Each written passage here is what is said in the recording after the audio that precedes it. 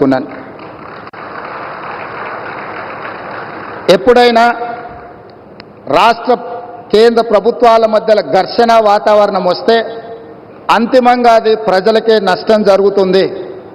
రాజకీయాలు ఎన్నికల సమయంలోనే, ఎన్నికలు ముగిసిన తర్వాత విఘ్నులైన ఎన్నికైన ప్రజాప్రతినిధులు కేంద్ర సహకారంతో రాష్ట్రం యొక్క అభివృద్ధి కోసం కృషి చేయాలి తప్ప పదే పదే కేంద్ర ప్రభుత్వంతో ఘర్షణాత్మకమైన వైఖరి తీసుకుంటే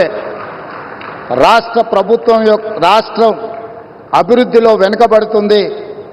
ఈ అంశాలని పరిగణలోకి తీసుకొని మా ప్రభుత్వం ఏర్పడిన వెంబడే ప్రధానమంత్రి గారు సమయం తీసుకొని రాష్ట్రంలో 2014 పునర్విభజన చట్టంలో పొందుపరిచిన అంశాలనే కాకుండా రాష్ట్ర అభివృద్ధికి సంబంధించిన చాలా విషయాలు ప్రధానమంత్రి గారి దృష్టికి తీసుకెళ్ళినాము.